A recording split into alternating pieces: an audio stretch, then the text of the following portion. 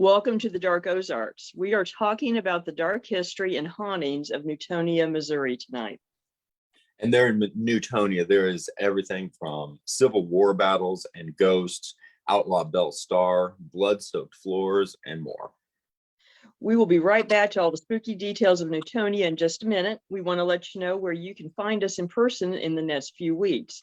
And you can purchase tickets for all of our events at paranormalsciencelab.com. And as a spoiler, this Saturday, we will be in Newtonia, Missouri for a tour of the Ritchie Mansion and the Civil War Cemetery and a paranormal investigation of the Ritchie Mansion. Proceeds will benefit preservation of this historic mansion. And on November 19th, we have two events. First, in the afternoon, we will be at Always Buying Books in Joplin, Missouri, signing books and talking about everything in the Dark Ozarks. And this is a free event. And then the night of November 19th, we will be doing a tour and paranormal investigation of the Webb City Public Library. And you can find all the details for events at paranormalsciencelab.com. What is perhaps the most surprising thing that happened at the Ritchie Mansion? Well, there's a lot to play with, but how about a 16-year-old girl jumping out of a second-story window onto the back of a horse to escape her captors? That's hard to top and something most people would have a hard time imagining, much less doing themselves. Now, let's start there. As soon as we give a shout out to our great sponsors that help bring the Dark Ozarks to everyone. We encourage everyone to check out Always Buying Books in Joplin, Missouri, in person and online at Facebook and their website, alwaysbuyingbooks.com, for all of your reading needs, including a large section on the paranormal, history, and more, not to mention that it's haunted. Tell Bob and Elise that we sent you. And we also want to thank Beard Engine Brewing Company in Alba, Missouri. Beard Engine Brewing is the only English-style brewery in Missouri, twice named Missouri's best brewery by the Missouri Brewers Association. Great beer and food in a historic building with a noir past, and it's also haunted. Newtonia, Missouri has an important Civil War past, ghosts, and outlaws. But how do you end up with a 16-year-old girl jumping out of a window onto a horse to escape? I think that's a great question, and excited to dig into all of this. Now, I also realized something as we were talking. We finally have a story of a girl leaping from a height in the Ozarks, and it is not a folk legend. Or tragic, or some tragic death, I love that, and not as either escaping someone attacking her, and certainly not there was an escape involved, but certainly not a pining away for her lost lover and she just can't take it another day. No, this is a girl with a plan. With a plan, taking the reins of her own destiny, and in the process, it becomes an origin story for one of the more infamous and colorful people of the Old West that you probably don't know as well as you should. Agreed. Now, this is an individual that of which I was unaware until I started doing Ozarks specific history. And that is unfortunate because in terms of writing the mythos of the Old West, the person in question, outlaw, bandit, queen, Belle Starr, is up there with Calamity Jane and Annie Oakley. And in terms of exploits, you could argue surpasses many of the heroes and outlaws of the Old West. I agree. I mean, and certainly, we look at Calamity Jane and we look at Annie Oakley and in our, in awe of their shooting skill, etc. Well, Belle Starr had those skills plus the horsemanship, and it wasn't an act. It wasn't a demonstration, for a crowd. This was the real deal. And her exploits at Newtonia were almost the very beginning of it. Just about. And you could say that she was largely present, certainly in the Trans-Mississippi theater, Mhm. for the entire war, and engaged. Yes, well, and almost from day one. And Belle Starr, who she was born, Myra Bell Shirley, and she was born and raised in the Carthage area. Her father was a prominent business owner, landowner, and known to be the best horseman in Southwest Missouri, which also gives a little credibility to some of her exploits, that she was her father's daughter and probably learned a trick or two from him. Um, but and another thing is, because she is known as the Bandit Queen, and some of the photos that we have of her, she is in more of her bandit gear, and so she looks a little rougher around the edges and so forth. And that's a misnomer too, because Myra Bell was a debutante. She was. And really, in every sense of the word, when you look at her upbringing, her education, her comparative wealth in Yes, her younger years, and very much that that Southern belle. very much so. I mean, she was enrolled in Women's Academy. She spoke several languages, 4 or 5 languages, played a number of musical instruments. She would have been at home at, at debutante balls in any city in the country. But instead, at 14, she ended up on the sidewalks of Carthage, Missouri, tending to injured soldiers during the Battle of Carthage. And that moment really kind of changed her future, I think. That does seem to be the seminal moment for her development. I mean, from what we can tell. Yes. And her family was Southern leaning. Her father was a slaveholder and had sympathies for the Confederacy. So, but the war really came to Southwest Missouri with the Battle of Carthage. It was the first large-scale battle of the war, even before Bull Run. And it was literally at her front doorstep. Very literally, in Yeah. the sense that the conflict, and for people to imagine this, the armies were in direct conflict with each other throughout the town square. Yes. And literally, her family lived in their hotel on the square, and you had artillery shelling around them. You had men injured. She was nursing men on the street. And then shortly afterwards, her brother, who she was a couple of years older, known as Bud, and by all accounts was basically her hero, went off and joined the Confederate Partisan Rangers. And everything that you read and you can read into the narratives is that basically she was going to do whatever, she was going to emulate Bud because he was her hero and he was out there risking his life. And so naturally, a 14-year-old debutante decides, I'll be a courier and spy for the Confederacy. Which she was surprisingly well suited to because of her horsemanship skills and her socialite skills. Exactly. She could blend in pretty much in any situation, any place. There are tales that she would go into the camps and the towns where soldiers were staying, Granby for one, which had a lot of troop movement by both sides because of the lead mines. And she would go into the saloons and just start playing the piano and singing and engaging the soldiers and getting intelligence and then taking it back to the Confederates. Now, how much do we know about how she was captured?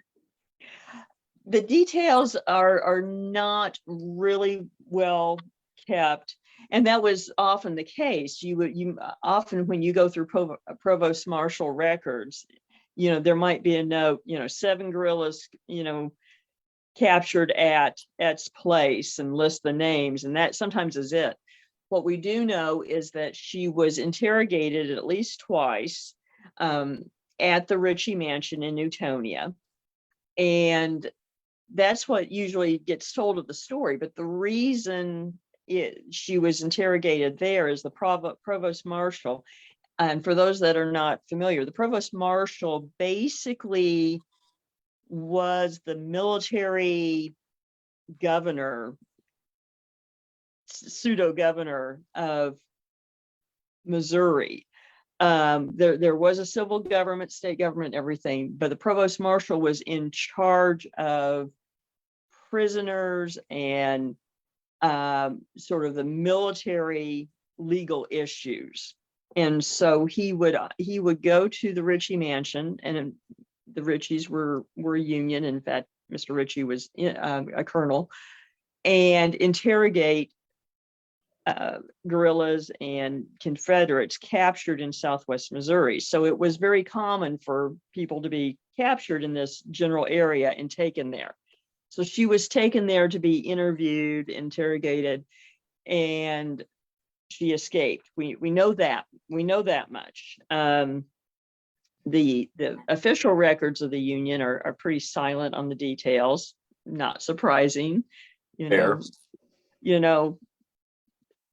Honestly, I'm not surprised that someone sitting at a field desk at the Ritchie Mansion did not put down the exact details of how a 16-year-old girl escaped them.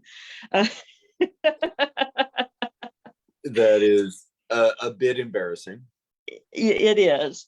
But the romantic version of the story is that she was being held in one of the upstairs bedrooms, and that she noticed that there were horses tied up below the window, and that she opened the window and jumped out onto the back of a horse and escaped. Which is, of course, we've both been to the Ritchie Mansion a number of times. Mm-hmm. While it is not hard to imagine, it's still an incredibly impressive feat. It is. I mean, it's something that if you had the skill and experience, it certainly could be done even by, a 16-year-old girl. Most could not, I will say that. But properly motivated, and in my guess in this case, properly irritated by the situation and determined, yes. I think it is definitely plausible with her background. I think it is too. Now, one area that I'm just interested to get your thoughts on is the term interrogation can be pretty forceful. Yes. What were we likely looking at if she was taken for interrogation? Since it was actually being conducted by the provost marshal's office in that setting, it would be a stern questioning, would be my guess. Now, once prisoners were taken in as prisoners of war and transferred to one of the prisons, typically female prisoners from Western Missouri were taken to Jefferson City and kept at the prison, the Missouri State Penitentiary. The dungeons at that point were used as a prison for prisoners of war, for guerrillas. And then men from this area could either be taken there or to St. Louis to the Garrett Street Prison, which was actually Professor McDowell's medical college. Right. Right. So small world. Small world. Now, once you got to one of the prisons, certainly conditions were more harsh, and certainly there are not tales of, in Missouri, things being as dire as, say, Andersonville and some of the notorious prison camps, but there are tales of prison camps one that comes to mind is actually an officer that was from Douglas County, Missouri, and being held and it wasn't one of those prisons. It was a prison camp somewhere in southern Missouri, and I can't remember exactly where basically he described he and other prisoners being put on a wheel of a water wheel, and walking and turning the wheel for 12 hours a day. Yeah. Yeah. Yeah. And a lot of this speaks into just the horrors of war and the breakdown of civil society that we saw many places during the war, but particularly the southern Missouri. Yes. And I think the fact that it became depopulated contributed to that as well. Yes. Now, another thing that just came to mind as we were talking about Belle Starr, and pure conjecture, but wondering how, the possibility that Belle and her brother, but particularly Belle, around the Carthage area might have actually been making games out of climbing up trees and then jumping onto horses throughout their childhood. I think that's entirely possible, because their father was known as the best horseman in Southwest Missouri. So, and considering how, really, I would say everything that we know of Belle and things you hear of her brother too, they were very competitive natured, and so I certainly can see that. And one thing too is that when Belle is mentioned, often she is in connection with someone else's story.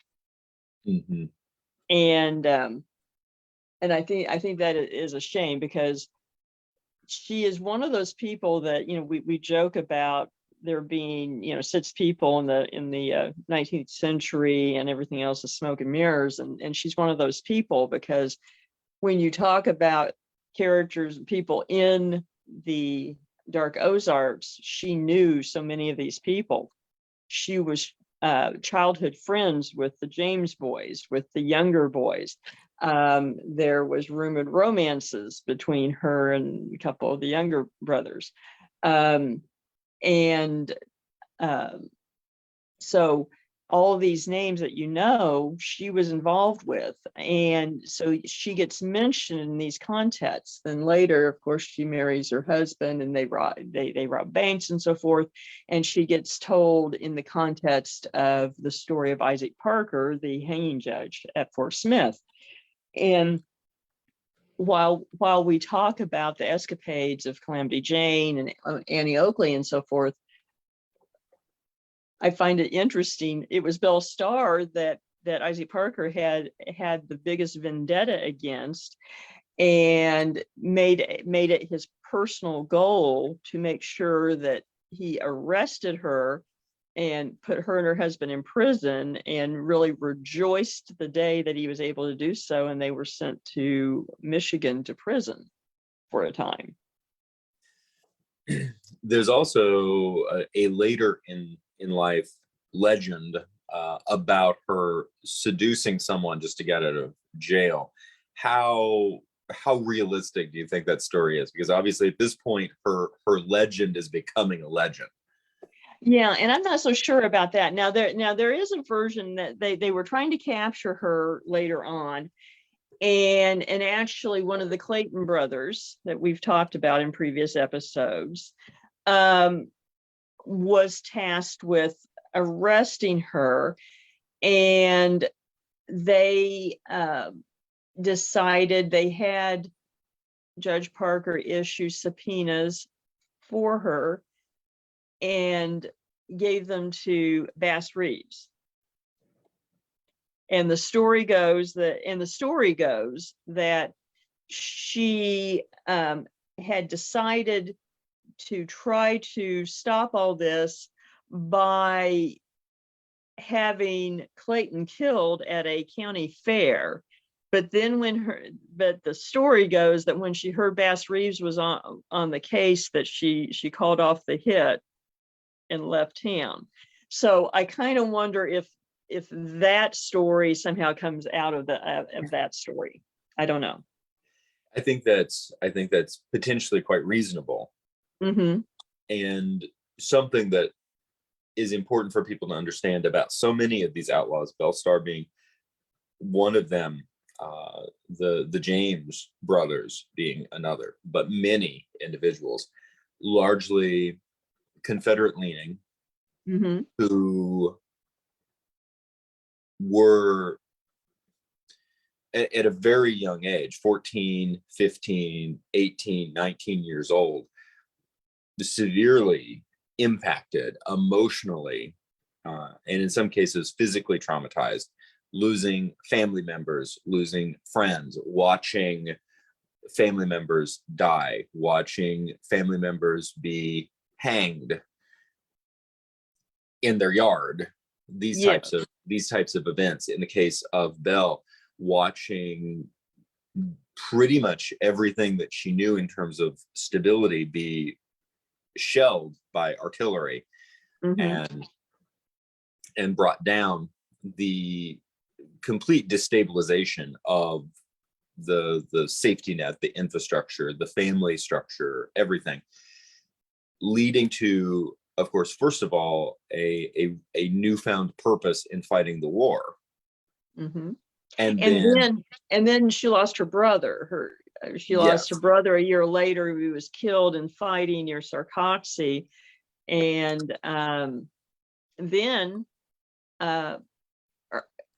at some point during the war, her father decided to pull up stakes, which may seem sort of callous and odd, but so many people did, and went to Texas.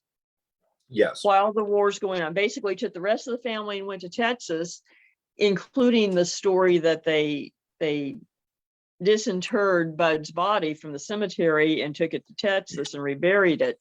But Belle stayed up here. She stayed fighting the war, basically. And to me, that really speaks of her independence. Yes, I think she was a very independent person. And I think her background helped with that, with her education and her skill set. But it just seems very hard to, imagine being in a war zone. Your family leaves, you stay, you're acting as a spy. And just that alone makes me think, yeah, I can believe that she jumped out of a window and onto a horse. 100%. When you begin to historically contextualize her life, that's actually pretty expected behavior. And pretty tame. Yes. And sadly, in the end, her story has a big question mark at the end. She was murdered on her ranch in what is now Oklahoma at the age of 42. And technically, it is still an unsolved crime. Do we have any suspects?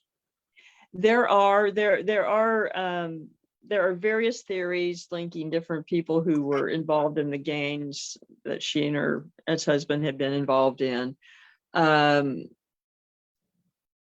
even heard theories that somehow her son was involved. I doubt that from what I've read. There's just a lot of tall tales there because no one really knows. There is no smoking gun or indication exactly what happened, other than maybe someone that she had crossed paths with in the past caught up with her, and maybe even for a reason that history doesn't even know about. Who knows? Which is very possible. Now, just on I want to get your thoughts on this, on the subject of this era in rural middle America and highly independent women. And I'm coming from some of my own background that with my my mom, Mhm. my grandmother, my great grandmother, in a rural setting, farming setting, to a degree, something that modern day folks would look at and say it was a hillbilly setting. Yeah. That because of the necessity of division of labor, simply that you all have to work. I mean, it's not a sense of this is women's work versus men's work. It is, we're all in this. It has to be done. We all have to get these things done. I grew up with a tradition of very, very strong,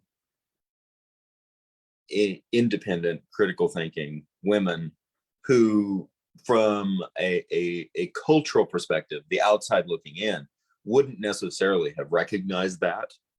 They didn't necessarily fit a latter 20th century image of quote unquote strong independent women. But if you knew them, Mhm. you knew that they were folks you could ride the river with to do an old, utilize a 19th century quote, and that they were tough as nails, that they would do whatever was necessary to get the job done.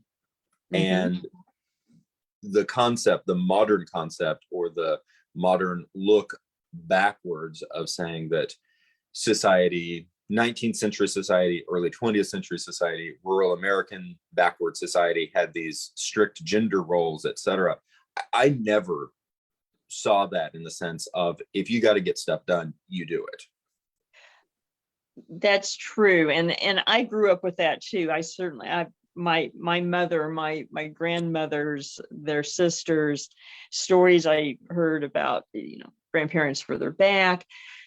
So just the same, you did what you had to do, and in some ways, sometimes quote that women's work was as grittier than what the men did, as far as having to kill the supper often, and um, just the process of making soap and everything else. It was not pretty and very No. hard work, and you just did what you did.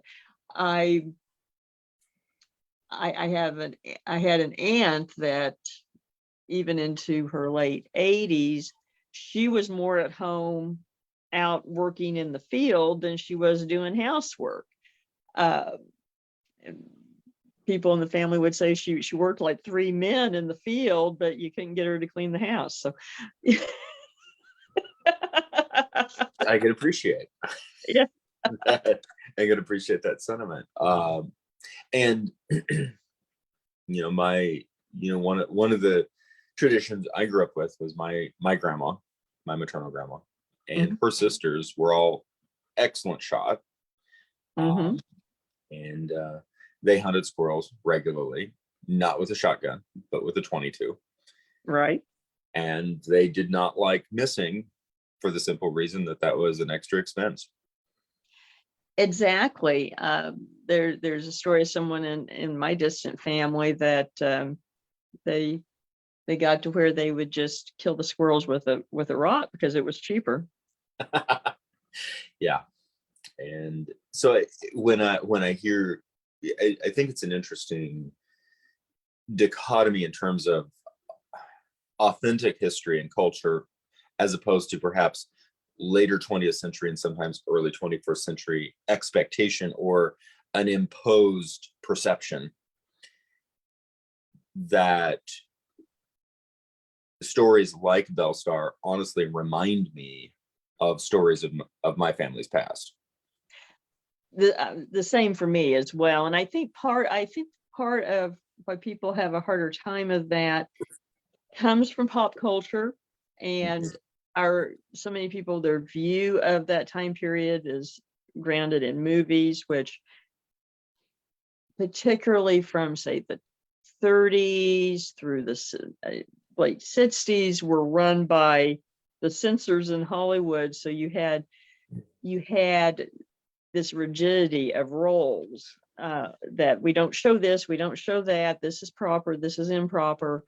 And I think that has kind of put in a layer of gloss on what people kind of thought everything was, that everything really was that way, as well as some of the Gothic Regency romantic literature that came out of that time period.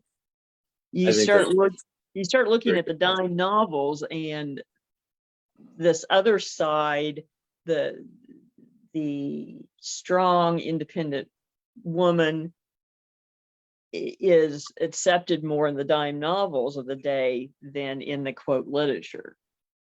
Very, very interesting. And of course, the dime novels were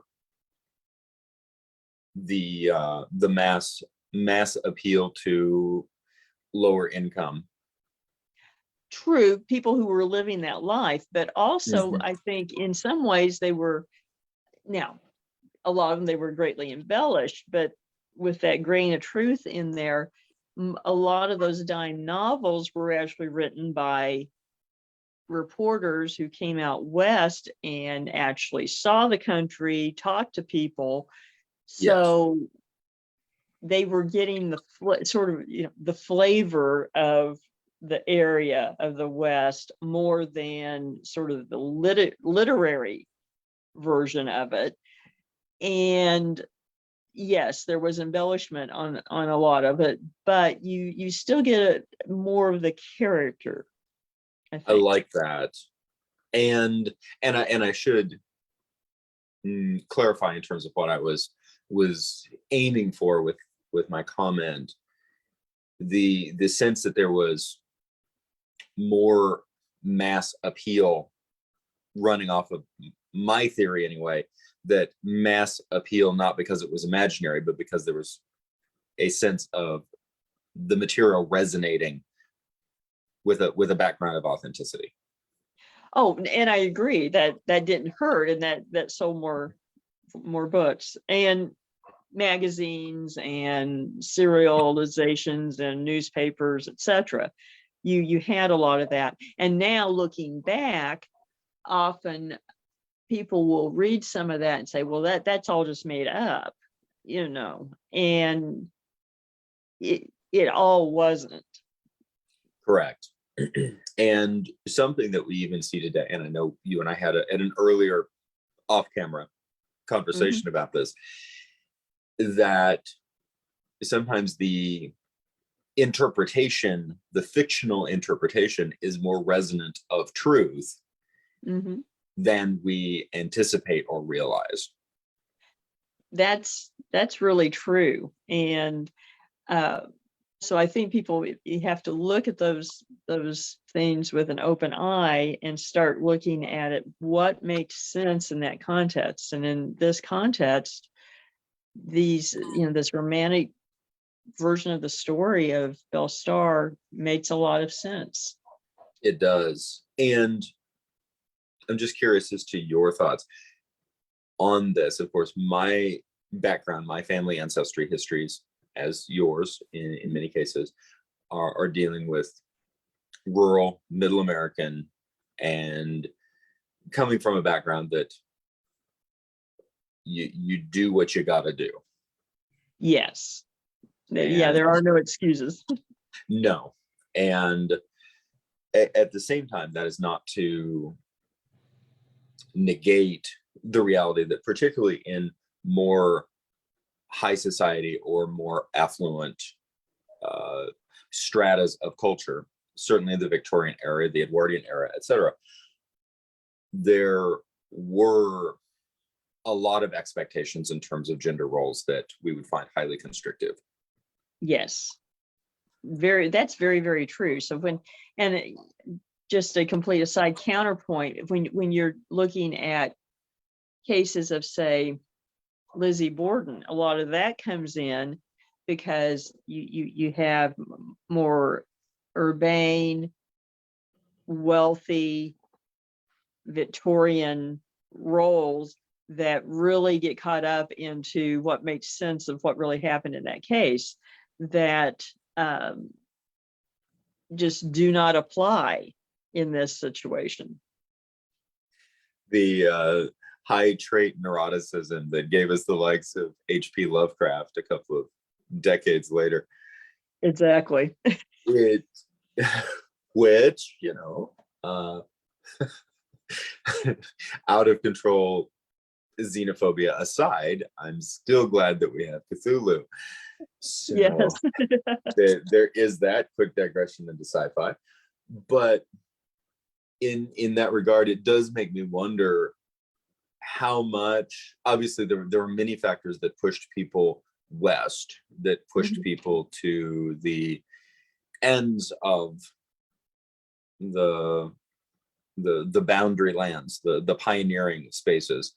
But also I wonder how many people moved at this point into Missouri, into the further areas, simply to get away from that kind of constrictive society and say, it might be really, really difficult. I might die out here, but at least I'm going to live on my own terms. And that's fair. And to be perfectly honest, that kind of fits a lot of the characters that end up playing a role in some of these other sort of tales in Newtonia. Getting back to Newtonia, it does. We have a menagerie of people that it kind of ended up in Missouri from other places for various reasons, that ended up encountering each other throughout the 1860s, and Newtonia sort of being a culmination of their interplays. So there are, and especially when, of course, Newtonia at the time, Newtonia, Missouri, about present day driving time, 20 minutes west or east. I'm sorry. Anyway, 15 minutes east of Neosho. Yes, roughly, yes. And not much. This is a very small town, and it was, comparatively speaking, a small town at the time, but we're dealing with the fact that towns were a lot smaller in that era. Very true. So when you hear that it had about 100 people, that sounds very, very small, but not really that small in comparison to other areas. I think, we were talking about Belle Starr coming from Carthage, and at that time, Carthage was about 300 or 400 people. Yes. And it was the biggest town in the region. So right. Yes, so it was smaller, but not in the sense that we view it today. No. Correct. Now, interestingly enough, the present day population of Newtonia is about 100 people. That's true. It really has not changed much in that time period. But it was very important at the time because it was located not far from the Granby lead mines. There was a mill there, and so strategically there were resources for both sides there. Plus, the Ritchie mansion was a fairly large home where there wasn't much around for miles, and a very sizable limestone barn, which of course made a very defensive position. And so strategically, both sides went, that makes a good place to position ourselves. It does. Unfortunately for the Ritchies and and everyone else in the town.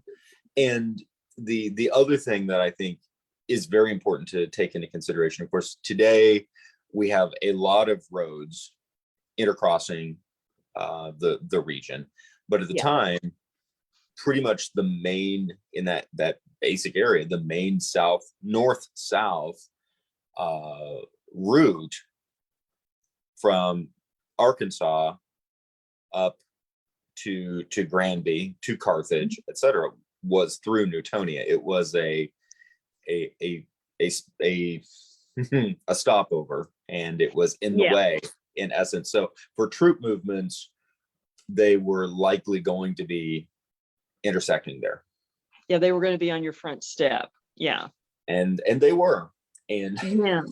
And I guess another thing we should mention as far as the town outgrowing, not only did it survive the war and 2 battles, but there was a huge town fire in the late 1860s too that destroyed a lot of things. Fortunately, not the Ritchie Mansion, but so it survived that and still maintained its population, which is something a lot of places did not in the region. It's honestly surprising that it survived. It really is. When we talk about some of the personalities, I guess first of all, we need to talk about Matthew Ritchie. Mr. Ritchie was born in Tennessee in 1813.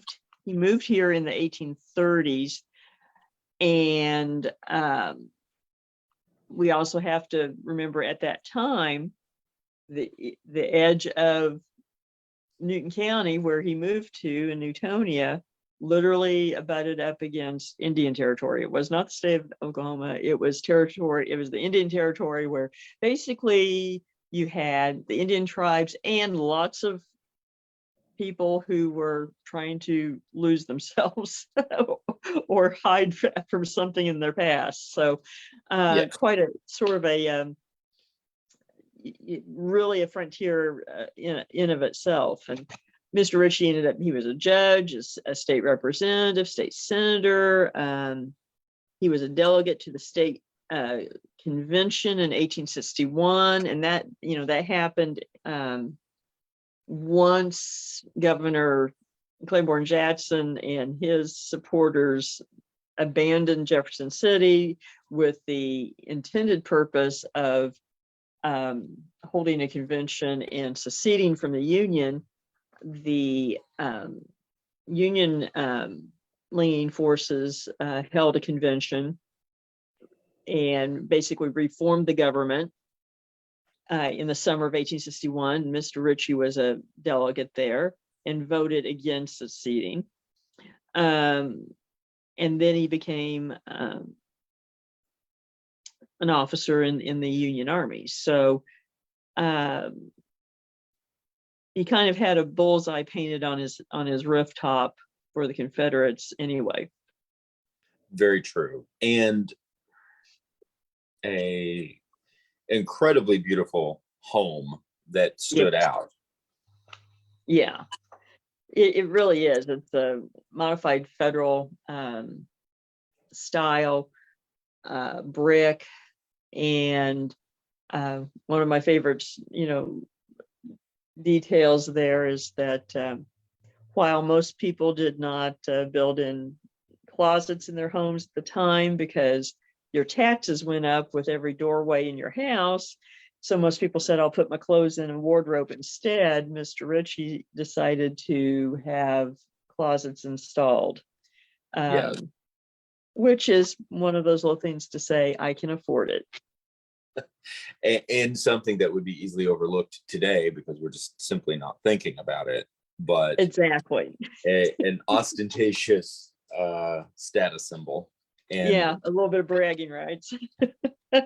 And of course, this is going to lead into some of our prominent ghost stories. But let's talk about Mr. Ritchie's wives. Yes, he was married twice. His first wife actually died before the war. And then and there was a family cemetery in the front yard, literally yards from the front door. And she's buried there. And then he remarried, and he and the second wife are buried there too. If I recall right, he's buried between them. which is very diplomatic. I guess.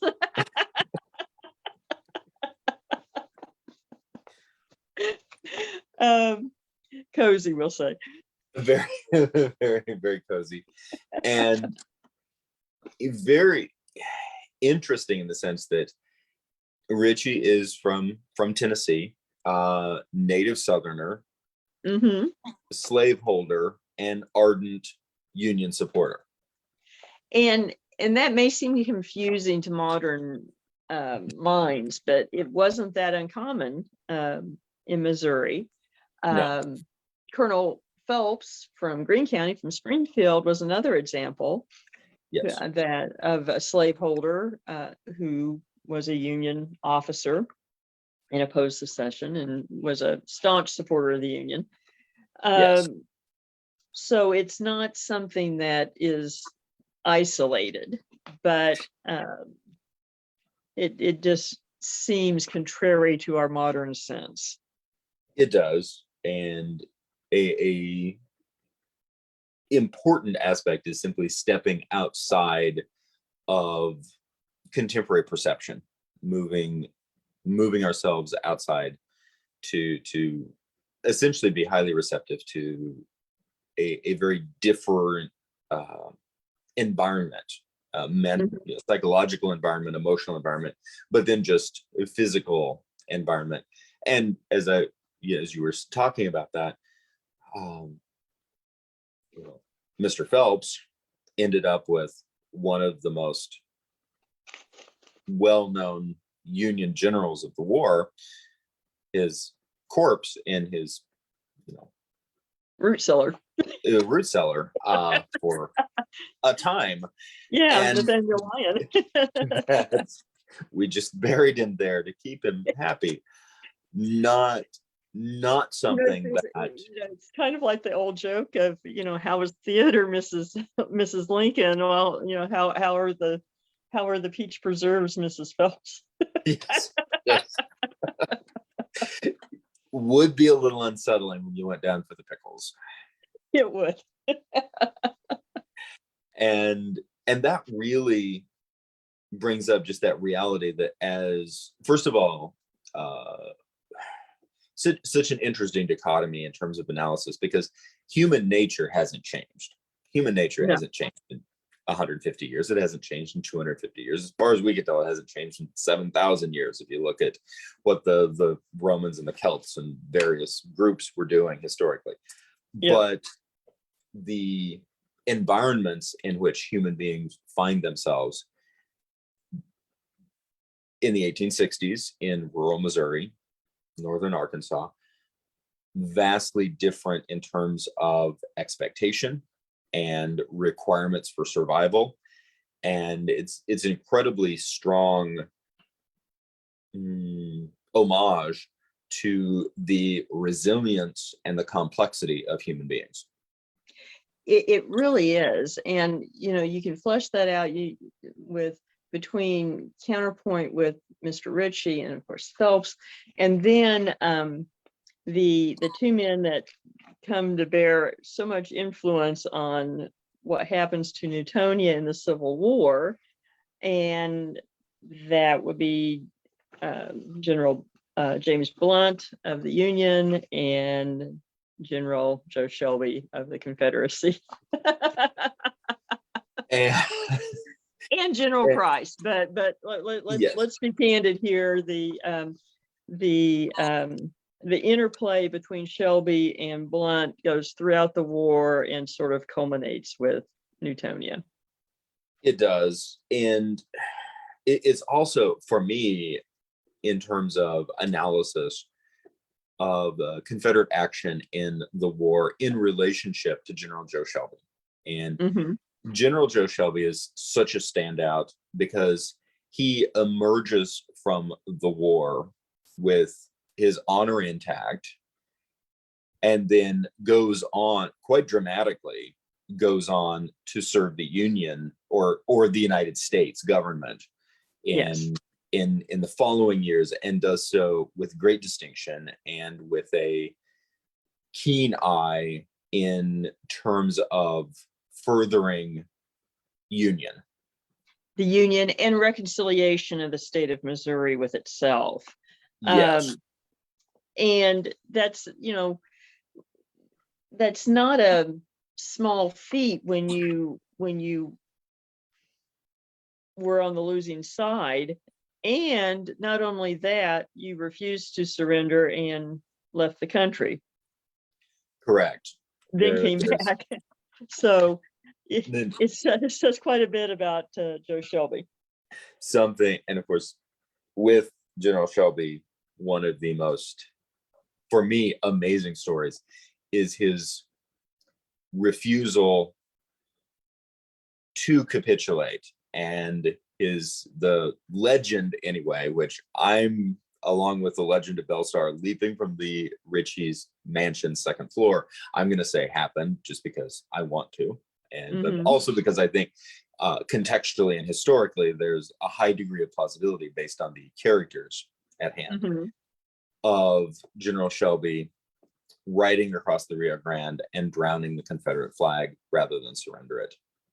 Yes. And I mean, and anecdotally, there were quite a number of witnesses to that, not only among his men, but people who lived in the area that said that in fact did happen. So I do tend to believe that as well. And ironically, he and Mr. Ritchie had a very similar background. While Mr. Ritchie was from Tennessee and came with wealth to Missouri, Shelby was from Kentucky and came to Missouri with wealth. Yes. And both were slaveholders. So from that perspective, they were a lot alike. But for some various reasons in his personal life that we've talked about in other episodes, Shelby ended up committing to the Confederacy. Correct. And it should also be noted, many of these cases, both Union siding and Confederate siding leaders or characters in the war in Missouri were in many cases pledging themselves to their Missouri. Right. Yes. And so except for the war, they probably would have been gotten along pretty well. I think that's fair. And our larger, many years distant victors write the history books, bird's eye view parses the conflict into North versus South, and Right. and understandably so from that distance. But in Missouri, it was the question of what does it mean to me as a Missourian? Yes. And for a wide variety of complex reasons, someone could lean toward Union or Confederacy in terms of answering that question. Exactly. Then we bring into this little dance James Blunt, who Yes. Our Union hero.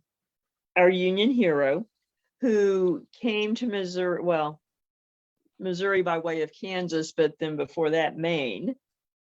From Yes. Maine, came to actually Kansas and was an abolitionist. Ended up in Anderson County in Greeley about 1857, which, and Greeley, that's same county, very just a few miles away from Garnett. And we've talked about events in Garnett that so many people that we talk about cross paths there as well, that he ended up there at the same time that John Brown was operating in Kansas and raiding in Kansas and Missouri. And in fact, Blunt claimed to have ridden with John Brown. Right. and to have had Brown as a personal house guest, and that he helped hide slaves that John Brown liberated from Vernon County, Missouri in 1858 before they were smuggled to Canada. So these issues have been developing with these men for some time. Now, of course, Blunt was then later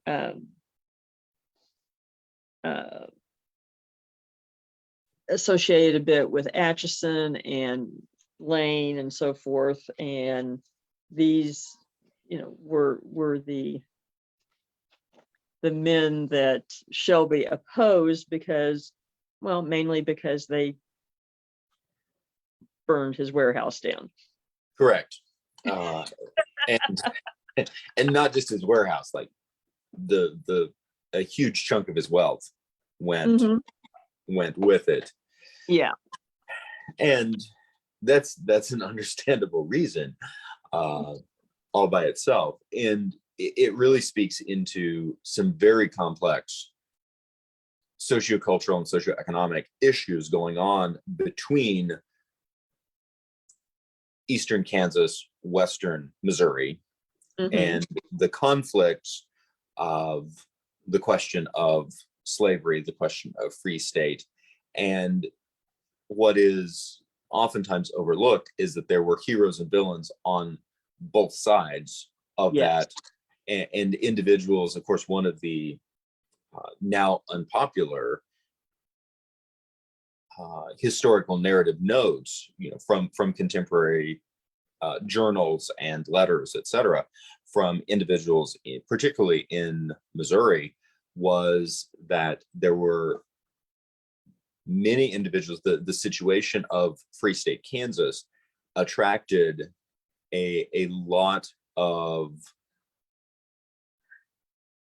essentially potential guerrilla fighters or profit seekers who could operate. They weren't doing, we would not consider their actions ethical, but they were operating under the ethics of abolition in order to achieve personal gain, mixed in with individuals who were functioning for very altruistic reasons, because they truly cared about ending slavery. Right. And John Brown, for instance, would be someone that kind of straddled that, because he certainly started out altruistic about abolition and ending slavery and liberating slaves, and ultimately took on the position of any means are justified. Yes. And some pretty atrocious things happened as a result.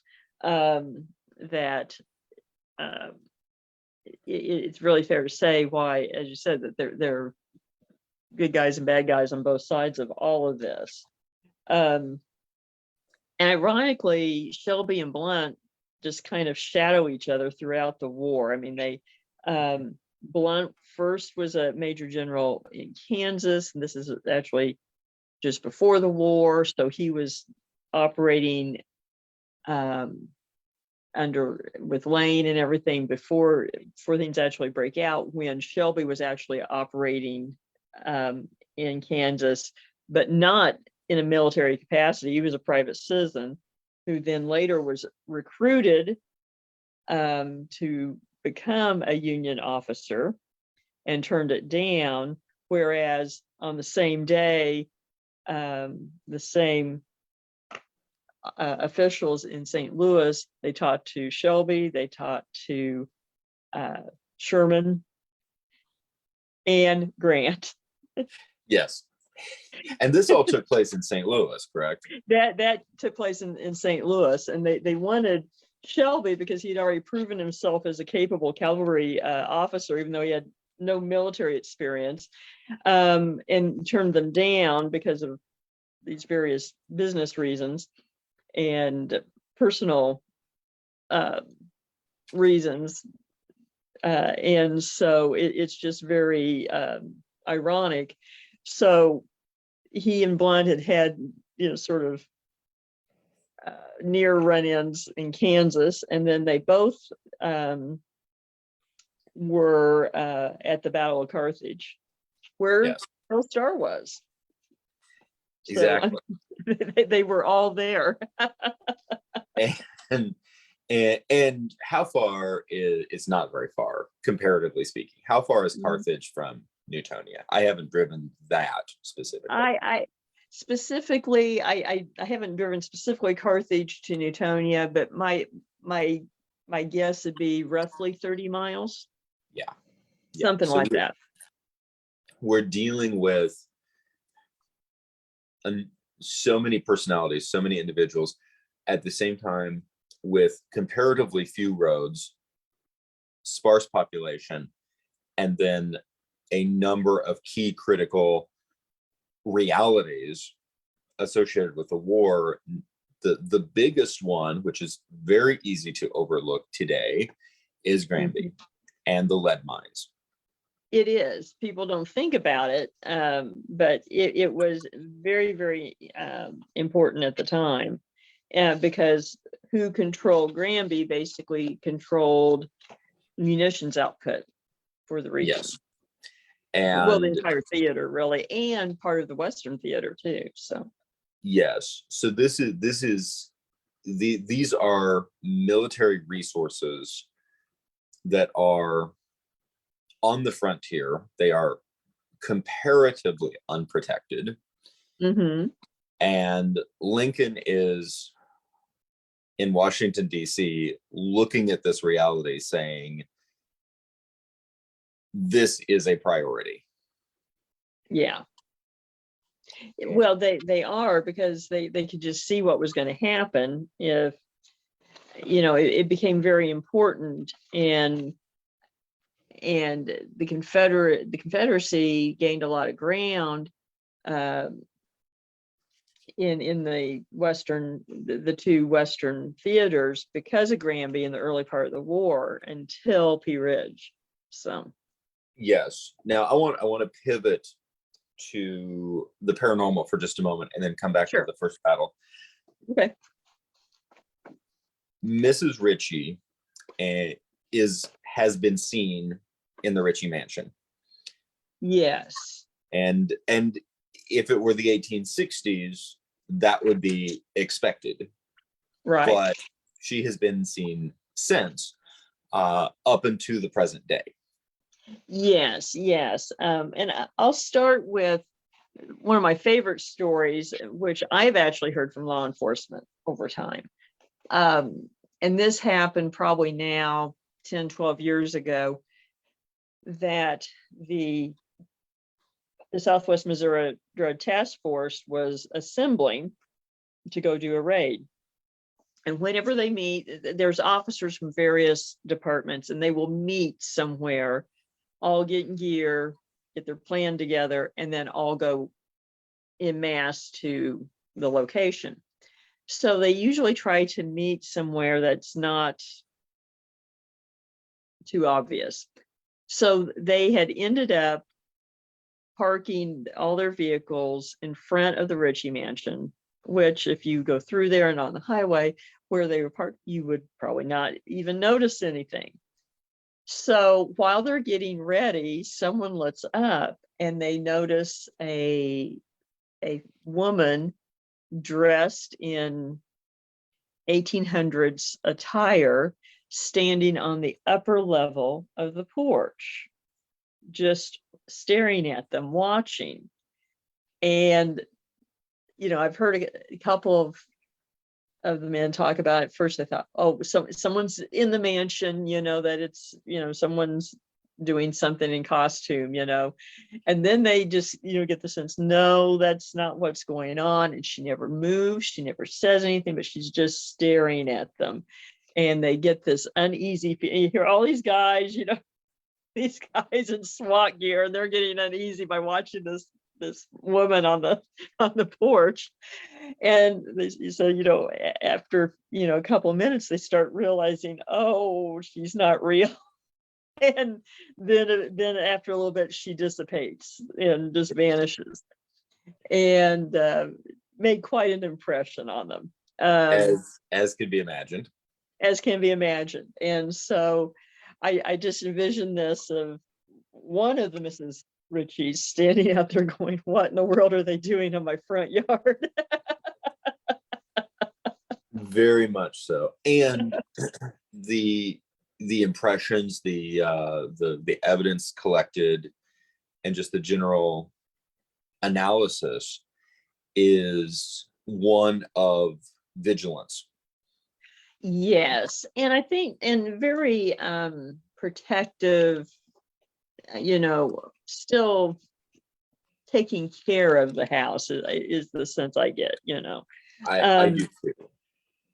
A lot of the stories do come from the time period when the Darch family lived there, in 80s, part of the 90s through there. And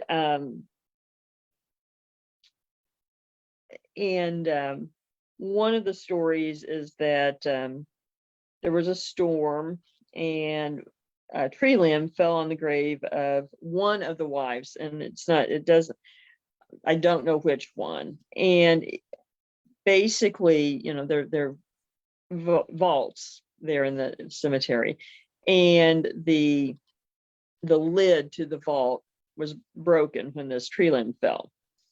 And one of the kids in the family found it and basically put the pieces kind of back together, cover it up, because of course the coffin was exposed.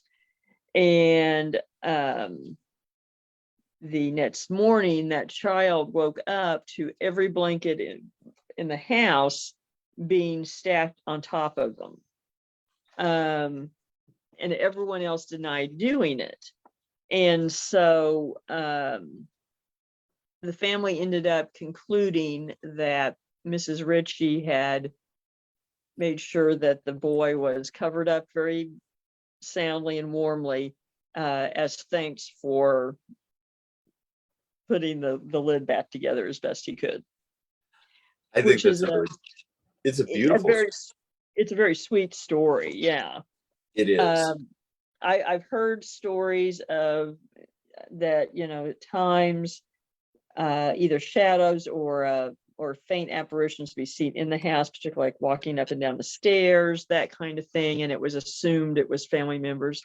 And seems like most people think it's one or other of the wives that seems to be most prominent. And the first time I was in the house years ago, I was there actually for photos for my first book on the Civil War. And real quickly, which book is that? Civil War Ghosts of Southwest Missouri. And by Lisa Livingston Martin, available on Amazon. Oh, thank you. You're welcome. There were reenactors there that day. They were getting ready for some reenactment, some battle reenactment or something. So they were doing stuff on the ground, and so someone let me in the house and went through, and we did a tour and so forth. And Alex actually was with me. He was taking photos, and I had an audio recorder with me so I could record my interview with the fella. And he was dressed as Missouri State Guard, Confederate State Guard. And we were just in, jeans, t-shirts, etc. So we weren't in costume. And so I was carrying a recorder with me, and we hadn't been in the house 5 minutes, and we were standing in the room that originally was the dining room. And so as I'm listening to it later, I'm asking a question, the fellow's answering the question. And in a pause, there's a very clear woman's voice that says, "Get out of my house." Yes. Which, again, just gives you the sense that one of the Ritchie women is in charge. And sometimes when I tell that story, people say, "Oh my gosh, do you think she was upset with you or whatever?" And I didn't take it that way. I think it was directed to the guide who was dressed as a Confederate. she didn't want him in her house.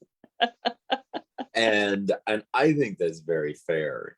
Now, just as a little bit of analysis on this, one of the things I'm gonna check out the next time I'm there, which is coming right up, is I want to see if I can tell which of the crypts was damaged. Yes, me too. And I don't know if an entire lid was replaced. I don't remember now. So yeah, I'm kind of interested in finding that out, because that might be a little bit of a clue of which Mrs. Ritchie is the most active, perhaps. Yes. But there are tales of, the family, hearing voices, hearing footsteps, seeing things, things, being moved, like walking in a room and something is in a different spot on the table. I've heard various of those kind of stories, which also kind of pairs up with what happens with the current caretaker, who we were both friends with. He has similar things happen, so that he can't explain. Which was not the case initially, is my understanding. Right, but that over time it's gone to where he'll notice that something is moved, like go to bed, get up in the morning and go downstairs, and something is, in a different position. And last time we talked, he even said, well, that he thought, well, he'd try something, like he'd set a Coke can somewhere and just leave it and see if maybe it would move or something. And anything that he actually has done to try to get something moved, they haven't touched. But that, he's been woken up during the night with sounds of people in the house, sounds of doors opening and closing, and go investigate, and nothing is different than how he left it. So something is active. Agreed. And the Ritchie Mansion is one of my favorite places to visit. I do, mine too. It really is. Ritchie Mansion and our often mentioned Kinderhouse. Yes. Both very similar in style, that neoclassical Federalist style. And for individuals who don't know what we're talking about, look up the Hermitage. And it's basically a edge of the known civilized America, United States version of that style. Yes. Very well, these were the people that were from places like Nashville and so forth, that came this direction, and so they built homes, if they had the means, that were similar to the Hermitage and so forth. That not too many of them quite that large, but very similar for those reasons. For those, exactly. And they are beautiful. They are imposing. Yes. And just very sobering, as far as you feel like you really are. It's easy. I think the phrase that you're in sacred space gets bandied around a lot when you are in a place that has a lot of history, but yeah, you get that sense in both of those places that on the outside, you can, in around, you say, okay, there's nothing spectacular about Newtonia, Missouri, or the space right around the Kendrick House per se, but you walk in and you just have that sense that the walls have witnessed an awful lot. You do. And that a lot of that energy remains, even non-sentient energy, just the encapsulation of energy within the walls. Yes. And I think that's a good way of putting it. I think that's one experience that quite a few people have had at the Ritchie Mansion with our events, or have talked about walking into a room and just being hit by the energy. Right. I think that's very fair. And sometimes it can be a bit overwhelming. Uh-huh. and sometimes it can be very welcoming.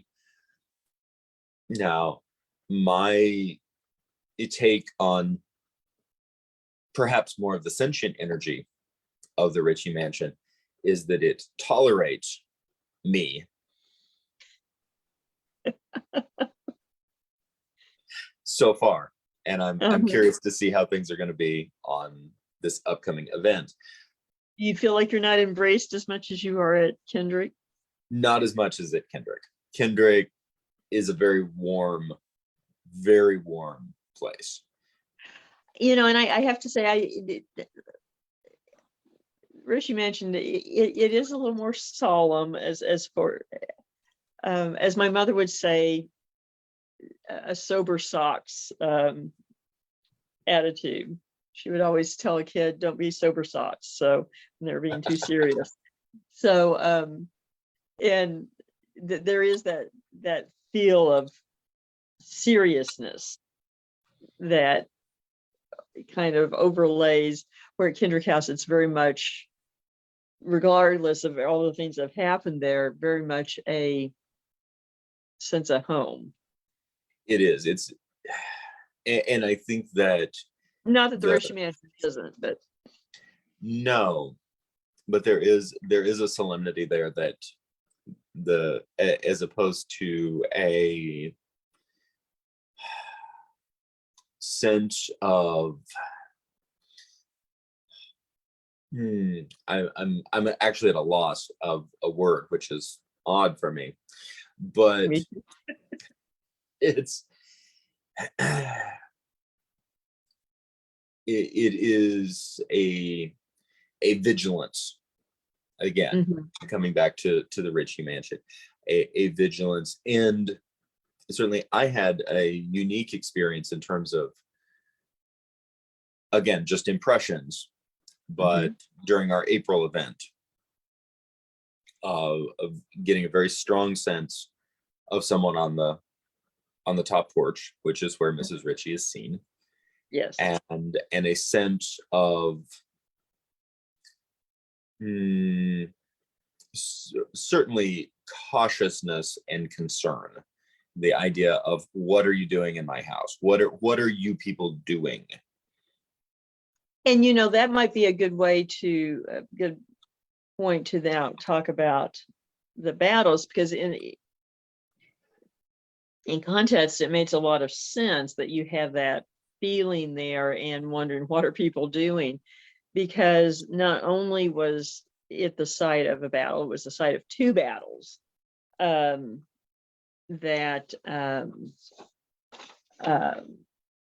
had a lot of impact, including cannonball damage to the house, which some of it is still visible. I was going to say, there's still a few chunks missing, and yeah, that they left that way. Go ahead. The first battle was September 30th, 1862. This is very early in the war. It was regarded as a Confederate victory, and to contextualize the conflict, it is important to understand a couple of key resources. One of them, obviously, being lead, the lead mines of Grandview, but a more pressing or more immediate resource that was needed was something that I think is very easy for us to overlook at this point. And that was grazing ground, grass, hay, because the armies ran on horses and mules, and this was grazing fodder, was the equivalent of gasoline. Yes, very much so. And from what we can tell, in the summer of 1862, the heavy grazing that was necessary for the Confederate forces and the Missouri partisan forces, which had been pushed into Northwest Arkansas, had grazed over the bulk of available ground in the, comparatively speaking, extremely rugged Boston Mountain region. And the hay and the hay fields and the grass in the Newtonia region, which was along the road northward, was available. Right. So it just made it doubly a target that almost out of desperation, not even so much strategic, but you had to do something and take the risk from their perspective. And that is what precipitated the battle, the first battle of Newtonia, in the sense that the Confederate forces were moving up out of Arkansas to make sure that they could feed their horses. Yes. And so, it just ended up, that's where they ended up meeting, and, it's pretty graphic when you think about some of the descriptions of the aftermath. Yes. You had, it's described that the effects of the Federal artillery, there were dead horses all through town, torn apart by shells. There were cannonball holes in the Ritchie house and barn, through other buildings throughout town. So this was pretty devastating. It was. And so I certainly can see how it would engender a sense of vigilance and worry whenever people are around. A very, very deep concern, and very deep concern in regards to large numbers of people that you don't know. Exactly. Plus they the like house 100 people, like 100 people on a tour. Yeah, possibly. Yeah. Well, and the house was commandeered several times by the Confederates during, through the war too. They would just occupy it when there weren't enough Federal troops in the area to protect it. So the family would go through periods where basically they were under house arrest. Right. Which just those layers, which again, I don't know, but it infers a decent possibility that the Mrs. Ritchie who is haunting the mansion is the second Mrs. Ritchie who went through all of that. I kind of wonder, yeah. I do wonder. And then I think another point to kind of think about when we talk about these personalities, you have that battle in 1862, and then the next battle is late in 1864, but in between those 2 points, Shelby and Blunt are basically on a almost continual intersecting course, running into each other, battling each other, and going back and forth. And at Baxter Springs in October of 1863, it's kind of amusing. The and Shelby, he had been fighting to the point, in different battles. One battle he had 4 horses shot out from under him. Another he had 2 shot out from under him. And he was basically chasing Blunt down. And he basically, when they get to Baxter Springs, they're chasing, they're chasing them, but Quantrell's men end up there, and they slaughtered a lot of the Union soldiers. Blunt escaped, and Quantrell, sort of famously, basically tries to take credit for all of this, saying that Shelby couldn't get Blunt, that I did. Yes. Although he escaped, too. So, but aside from the fact that it was Shelby that had chased him from northern Missouri down to Baxter Springs, but never mind that. And so during this time period, in 6 weeks, Shelby's men had ridden 1,500 miles in 2 weeks. And so sort of the outcome of that is that time period, Shelby gets promoted, his reputation grows as a cavalry leader, and Blunt's reputation is kind of tarnished because of losing Baxter Springs and the fort being burned.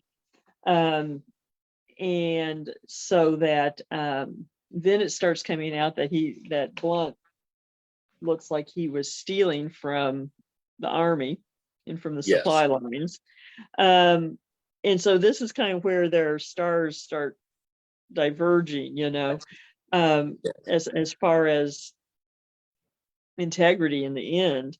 And then ironically, it was General Curtis. They are fighting General Curtis of the Union, and his son was killed at Baxter Springs, and they sort of all end up ultimately back at Newtonia, which basically becomes the last battle in Missouri. It does. And the second battle was October 28th, 1864. We're preparing to host this event on October 29th, so one day after the anniversary of the 1864 battle. It was a Union victory, and important to understand, this was the last engagement in Missouri of the war, but also and one of the last engagements of the war. But it was also the final engagement of Sterling Price's attempted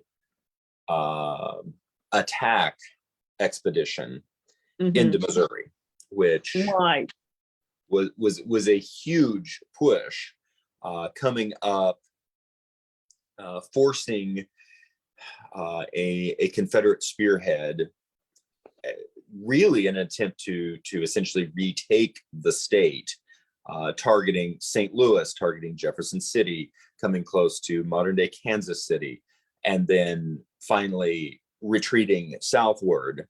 And something that I think it is difficult for our modern 20th century inured minds with being on the winning side of, for good reason, of the Second World War, and honestly having endured 50 plus years of American football, that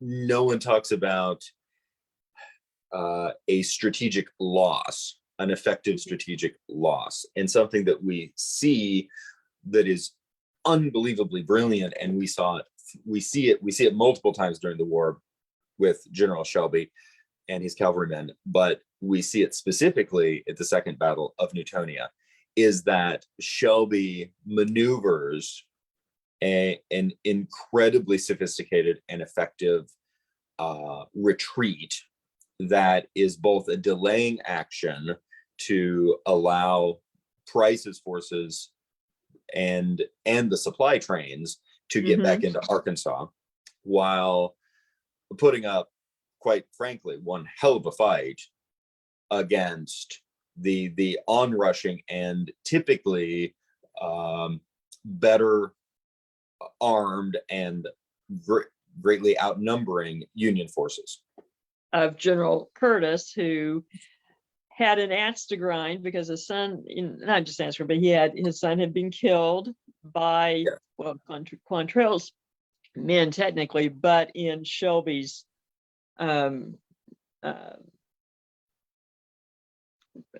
movement.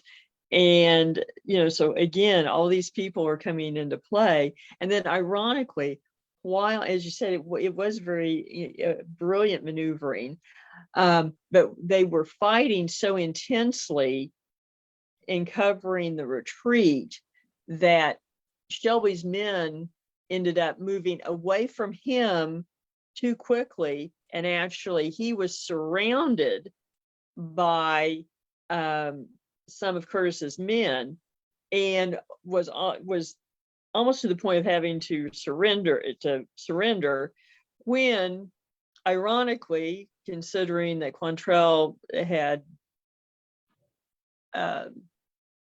said less than flattering things about him at Baxter Springs, some of Quantrell's men actually rode in and surrounded Curtis's men, saving Shelby, led by Frank James, Correct.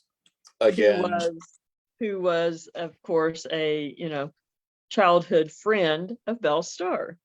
yes, who had been imprisoned in the mansion that at that point was maybe a mile away. The mansion, not Belle at that point. Yeah, exactly. So, I mean, things just keep kind of coming full circle through all of this. But and then, of course, after the war, ultimately, Shelby returns to Missouri and is praised by even his former foes that for doing more than just about anyone to reconcile the state and people move on, and became U.S. Marshal, etc. And then by 1873, General Blunt had been prosecuted for stealing from the army, ends up in an insane asylum and dying of syphilis. Yes, it is an interesting counterpoint between the two men, to say the least. I find it also interesting that both Belle Starr and General Joe Shelby are not as well known as I think they should be. I agree. And some people may say, well, they were on the wrong side, but you have to look at these things in context at the time. And one thing that you have to say about Joe Shelby is later on in life, he candidly said, that he should not have been in Kansas before the war and, during Bleeding Kansas. He was there because of what had happened to his own property, and that he was wrong. Yes. And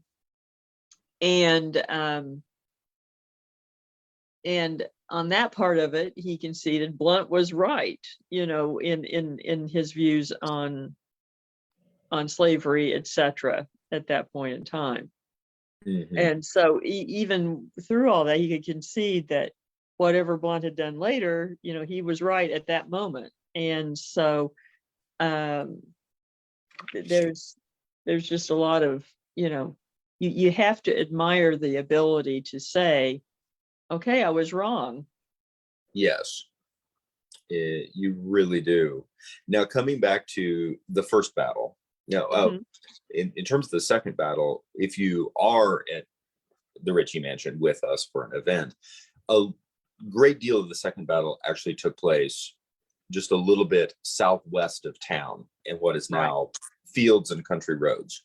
And if you drive that space now, it's to me very poignant to realize that this space that if you didn't know, you would simply regard as pastoral farmland, place to grow corn, place to grow soybeans, just like so much of Middle America at this point, was a space in which Americans were fighting and dying.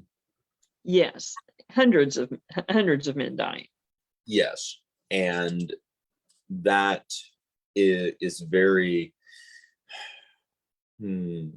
is honestly difficult for me, even, and I understand it rationally and historically, but it's hard for me to wrap my head around that. I associate this type of action with, honestly, with the war that I grew up studying, which was the Second World War. Yeah. And the idea that these things take place elsewhere. And we are fairly insulated in the last 150 years because we haven't had war on our doorsteps since the Civil War, Yes, thankfully. thankfully.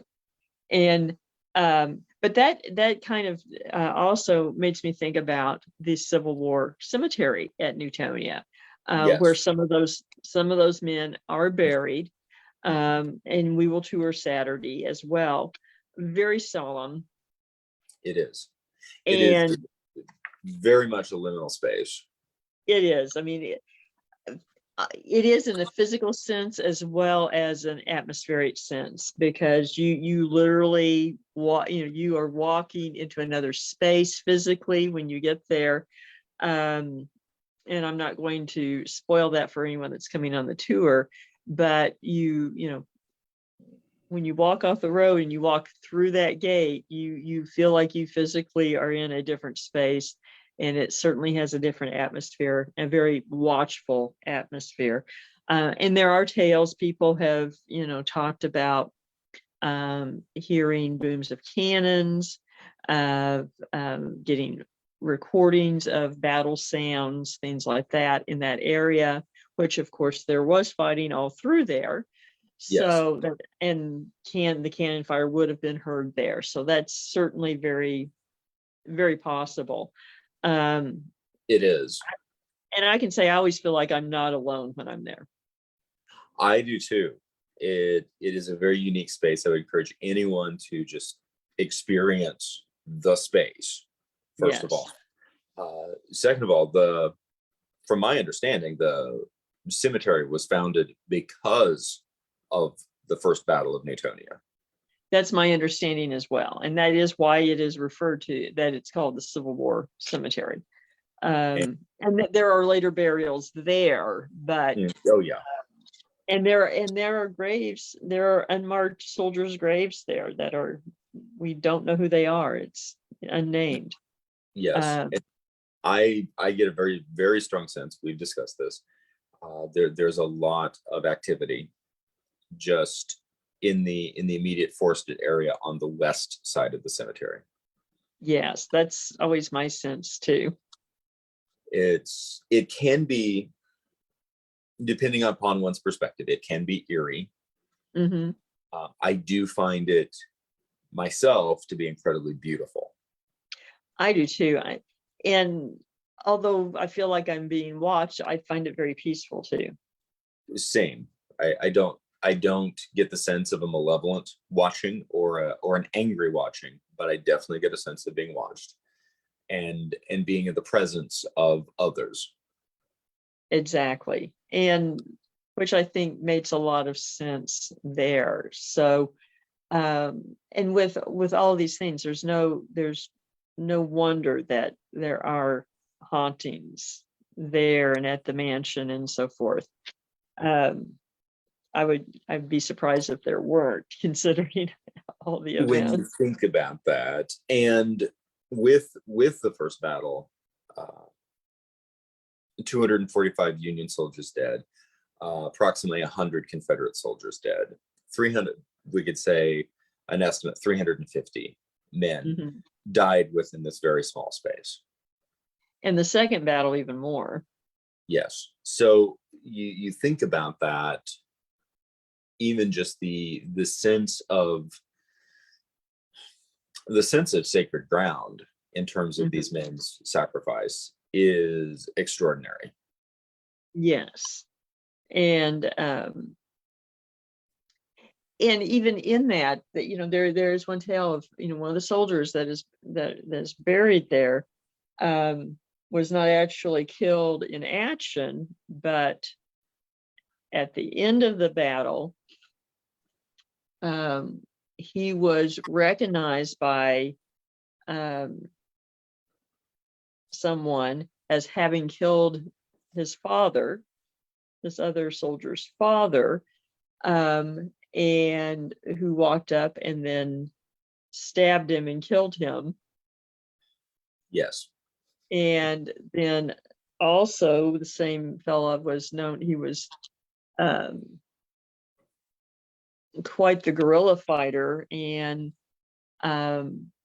was known to have actually beheaded either 4 or 5 men in retribution for something else that had happened in the war over by Exeter, Missouri, in Yes. Berry County. Yes.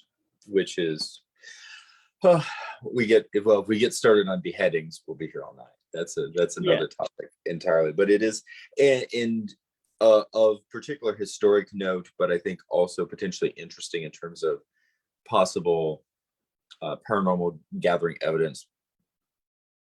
Well, certainly, I can, because it happened, it wasn't even the heat of the battle, it was afterwards, and it was a summary execution, basically. Which certainly could cause some activity to occur. It could. I'm curious, and I know we haven't done a lot of research into this, but just in terms of paranormal activity recorded throughout the town. Mm-hmm.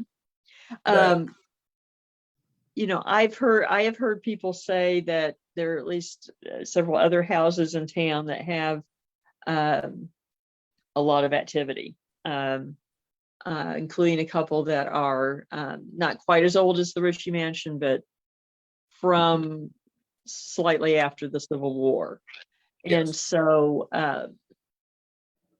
and what I've heard and I don't mean this in any derisive way, but sort of normal hauntings where you have typical activity of footsteps, shadows, sometimes a disembodied voice, that kind of thing. Very typical of places where people have been for a long time. Yes. So the Ritchie Mansion or the cemetery are not isolated, from what I can tell. And that is I think very fair considering the overall history of the immediate area. Also, it is worth mentioning, even briefly, at any time that we talk about the first Battle of Newtonia, is the Native American participation, which was very historic. Yes, and that kind of goes. That's sort of the counterpoint to Price's men coming in the area looking for forage for the horses. Is that this is one of the few times that over half of the participants on both sides were Indian, Yes. were natives. Some aligned with the Union, some aligned with the Confederacy. But a lot of them were fighting because their circumstances had gotten so bad during the war with supply interruptions and so forth into the Indian Territory that they were starving. Their people were starving. And so they were aligning with whichever side a particular tribe or part of a tribe thought had a better chance of winning, just hoping that they were going to get through rough times. Right. And we don't have the space to really dig into it at this point, but the Cherokee Nation was heavily divided in terms of Confederate versus Union for a variety of reasons. Yeah. Many of which dated back to Tennessee and long-standing hatred of the U.S. government following the war, essentially the Indian Wars in Tennessee and into Alabama.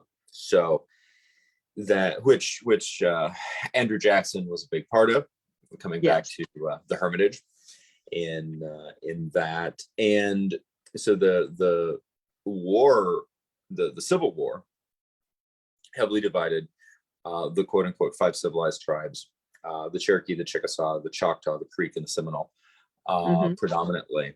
I do think it's interesting the Osage is largely not in some of that conversation while they were doing a lot of their own thing over by Turkey Creek and the Spring River.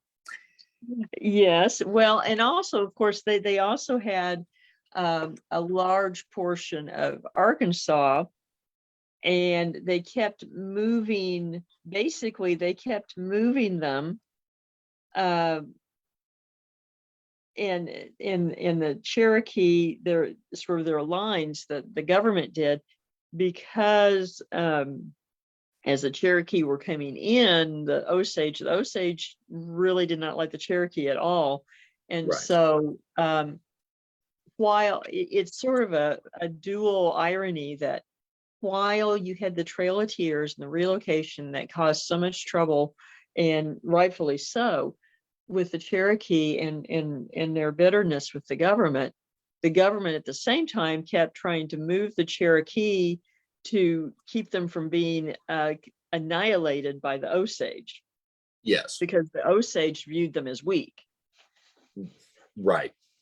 So there So on are, one hand, the government was protecting the Cherokee, on the other hand, relocating them in horrible circumstances. So yeah, and it really, I think one of the things that people find or can find troubling about history is that you cannot draw straight black and white lines.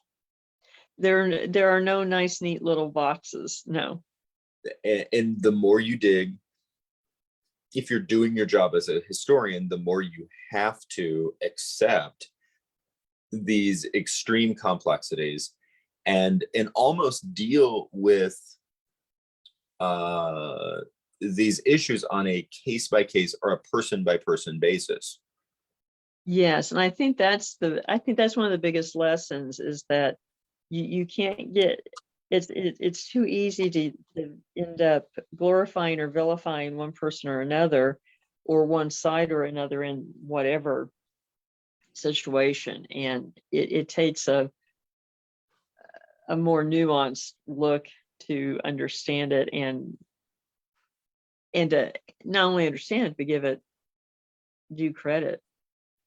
You have to, if you're going to stand any chance of effectively giving credit to the past, and I think honoring the past in all of its ugliness and all of its valor.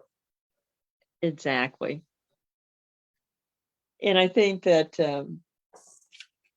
for whatever reason, Newtonia, Missouri is one of those spots on the map that sort of sums up a lot of these issues, that it's not simple, it's not black and white, and there are no easy answers.